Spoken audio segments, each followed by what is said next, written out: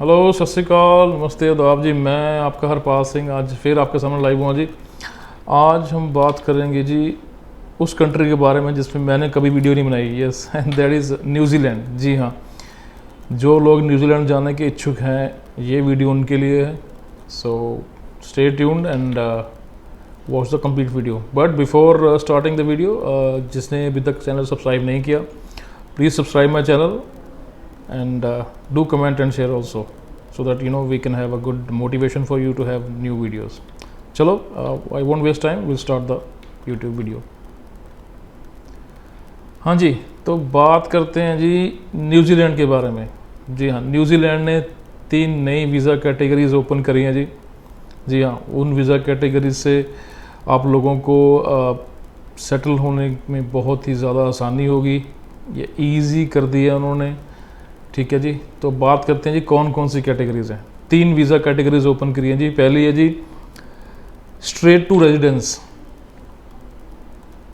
दूसरी है जी work two residence, और तीसरी है हाईली पेड रेजिडेंस। तो ये 3 कैटेगरी हैं, ठीक है। ये सभी के लिए है, जो चाहे वो स्टूडेंट है, चाहे वो स्किल्ड वर्कर है, ठीक है, चाहे वो कोई ट्रैवलर भी है, सभी के चीज़ों के लिए यूज़ की जाएगी। So will start one by one. पहले हम बात करेंगे जी पहली कैटेगरी जो कहती है जी स्ट्रेट टू रेजिडेंसी। मतलब जैसे आप समझ सकते हैं कि इसका मतलब है सीधा आपको पीआर दी जाएगी, स्ट्रेट टू रेजिडेंसी। तो बात करते हैं जी ये है क्या, ये किस कैटेगरी में आती है, क्या एलिजिबिलिटी है। तो इसमें ये जी, इसमें आप लोगों की एजुकेशन, आपकी एज, वर्क एक्सपीरियंस, क्वालिफिकेशन सब कुछ मैटर करता है, जिसके बेसिस पे इसको इस कैटेगरी के अंडर आप अप्लाई कर सकते हैं। तो पहले तो जी जॉब कैटेगरी होनी चाहिए आपकी ग्रीन लिस्ट के under. So green list, I would like to tell you, green list वो लिस्ट है जी जो शॉर्टेज ऑफ ऑक्यूपेशंस हैं इस टाइम एज पर न्यूजीलैंड लॉ, वो ग्रीन लिस्ट में है, ठीक है। तो आपकी जो जॉब कैटेगरी है वो तो ग्रीन लिस्ट में होनी चाहिए, ठीक है, अप्लाई करने से पहले। दूसरा ये एक्चुअली पॉइंट बेस्ड सिस्टम है, जैसे बाकी कनाडा वगैरह में भी होता है, तो ये भी पॉइंट बेस्ड सिस्टम है। So you can apply for that. तो इसकी एलिजिबिलिटी क्या होगी जी, विल टॉक अबाउट इट। हाँ, तो बात करते हैं जी एलिजिबिलिटी की। एलिजिबिलिटी इसमें है जी, you must be enrolled for a job offer और you must have job offer. आपके पास जॉब ऑफर होना चाहिए, ठीक है। दूसरा, जो भी आपके पास जॉब ऑफर है, वो जो जॉब है उसकी रिक्वायरमेंट्स और job category tyre 1 green list के अंडर होनी चाहिए, ठीक है। तीसरा, उसमें जो जॉब आपकी है that should be a fix job होनी चाहिए, कम से कम 1 साल का कॉन्ट्रैक्ट हो, या फिर आपका रेगुलर जॉब होनी चाहिए, ठीक है, फुल टाइम जिसे कहते हैं हम, या फिर 30 घंटे वीकली, ठीक है। लेकिन सारा भी जो एक्सपीरियंस होगा वो जेन्युइन होना चाहिए, ठीक है जी। ये तो है एलिजिबिलिटी। तो अभी बताते हैं कौन कौन सी कैटेगरीज के अंडर आती हैं। कैटेगरीज में एग्जांपल आपको देना चाहूँगा, ऑल इंजीनियर्स, जितने इंजीनियर्स हैं, चाहे सिविल इंजीनियर है, कंस्ट्रक्शन में कुछ है, या आईटी का इंजीनियर है, केमिकल इंजीनियर है, मैकेनिकल इंजीनियर है, प्रोडक्शन इंजीनियर है, हर तरह का इंजीनियर इस कैटेगरी में आता है। और आईटी जॉब जैसे बोली मैंने, उसमें स्पेसिफिकली एक चीज़ है जी, उनकी जो सैलरी है it should be under about 120K, ठीक है, 120K डॉलर्स, न्यूजीलैंड डॉलर होनी चाहिए। और मेडिकल्स में डॉक्टर्स भी हैं, नर्सिस भी हैं, एक्सेट्रा, साइंटिस्ट भी हैं, ये सभी इस कैटेगरी के अंडर आते हैं, ठीक है। तो ये तो था जी स्ट्रेट टू रेजिडेंसी, पहली वीज़ा कैटेगरी।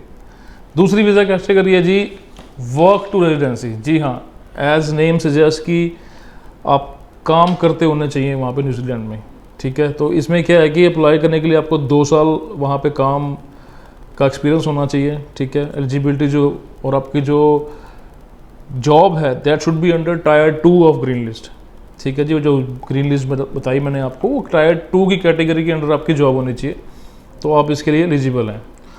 और ऑब्वियसली आपकी जो जॉब है उसके जो रोल्स हैं they should meet the requirement, ठीक है। और 2 साल, और जो आपका एम्प्लॉयर भी है, एक इंपॉर्टेंट बात मैं कहना चाहूँगा, हर कैटेगरी में जो तीनों कैटेगरी हैं, जो आपके एम्प्लॉयर्स हैं they should be accredited employers, ठीक है, रजिस्टर्ड होने चाहिए गवर्नमेंट के साथ, ठीक है, ऐसे एम्प्लॉयर होने चाहिए, देन यू कैन अप्लाई।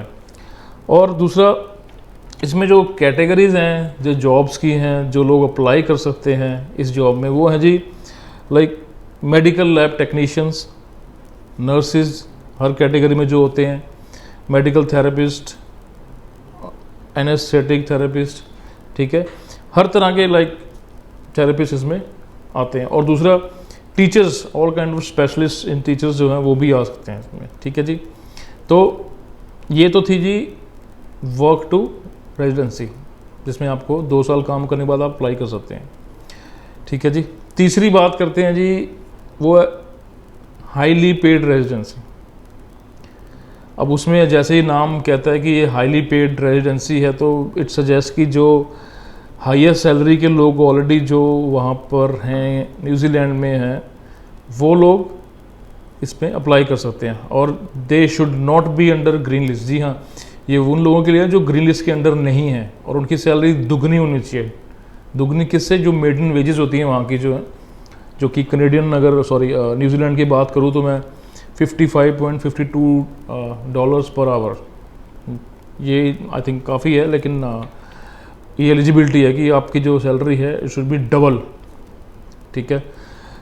उसमें एलिजिबिलिटी में आता है एक और चीज़ है जी, एम्प्लॉयमेंट जो है, आपने जो भी काम किया है वो डबल सैलरी पे ही होना चाहिए उतने टेन्योर में। सैलरी कम नहीं होनी चाहिए जितनी बोली गई है, डबल सैलरी में होनी चाहिए एज पर मेडियन वेजेस जो हैं। दूसरा, कम से कम 2 साल की रिक्वायरमेंट तो है ही है, न्यूजीलैंड में आपको काम होना चाहिए, ठीक है जी। तीसरा जी, एम्प्लॉयर आपका एज सेड एक्रेडिटेड होना चाहिए, रजिस्टर्ड होना चाहिए, ठीक है। तो ये तो एक सिंपल ऑप्शन बताई है जो कि कौन कौन से लोग किस किस कैटेगरी में अप्लाई कर सकते हैं। ये 3rd कैटेगरी थी, ठीक है जी। सो आई कम वंस अगेन कि पहले तो थी स्ट्रेट टू रेजिडेंसी, सेकंड है वर्क टू रेजिडेंसी, थर्ड है हाईली पेड रेजिडेंसी। तो तीनों कैटेगरीज में जो रिक्वायरमेंट मेन है, वो पहली बात तो आपका जॉब ऑफर होना चाहिए, दूसरा आपका एम्प्लॉयर रजिस्टर्ड होना चाहिए, एक्रेडिटेड होना चाहिए, ठीक है जी। तीसरा, ये तो रिक्वायरमेंट थी। एलिजिबिलिटी में भी कॉमन चीज़ इस तीनों में ये आती है कि आपकी एज 55 साल या उससे कम होनी चाहिए, ठीक है। और अगर आपकी फैमिली में बच्चे हैं या इवन स्पाउस जो है अगर 16 साल से जो ऊपर हैं, they have to go for language test, और उनका मिनिमम स्कोर जो है 6.5 होना चाहिए आइल्स में, and they can also go for TOEFL और पीटी, ठीक है जी। और तीसरी बात करूँगा जी, अगर आप या आपकी वाइफ, ठीक है, दोनों अप्लाई कर रहे हैं, तो we have to have health requirement test, जैसे मेडिकल होता है, ठीक है, ये ज़रूरी है, और करेक्टरिस्टिक टेस्ट सर्टिफिकेट ये भी चाहिए। सो ये कुछ रिक्वायरमेंट्स हैं जो न्यूजीलैंड गवर्नमेंट ने बताई हैं इन वीज़ेज़ को एक्वायर करने के लिए, माइग्रेट होने के लिए। तो बात करते हैं फ़ीस की। तो फीस है जी अराउंड अबाउट $4,000 से लेके $4,900 न्यूजीलैंड डॉलर्स, इसी कैटेगरी में आती है ये तीनों कैटेगरीज के लिए फ़ीस। तो अब बात एक चीज़ और रह गई जी, अब अप्लाई कर सकते हैं तो कब कर सकते हैं। पहले अगर बात करेंगे जी हम स्ट्रेट टू रेजिडेंसी जो है वो आप 5 सितंबर से अप्लाई कर सकते हैं, ठीक है जी। दूसरी कैटेगरी जो है वर्क टू रेजिडेंसी, उसको आप 29 सितंबर से अप्लाई कर सकते हैं। And if I talk about highly paid residency, जो मैंने बात करी लास्ट में, that will be available from next year. जी हाँ, वो लाइक नेक्स्ट ईयर 29 सितंबर 2023, जी हाँ, उस दिन के बाद आप अप्लाई कर सकते हैं। सो अभी उसमें साल पड़ा है, you can prepare, you can do whatever research you want to do.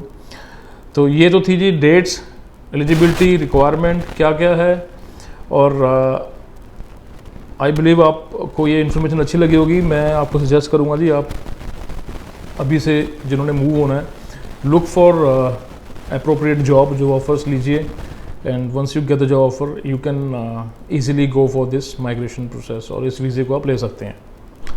सो उम्मीद करता हूँ जी आपको ये वीडियो अच्छी लगी हो, and I hope it gives you some information with the new visas जो न्यूजीलैंड ने खोले, and you might get this opportunity to move to New Zealand. So चलो जी, till my next video, you guys take care and my best wishes. Thank you.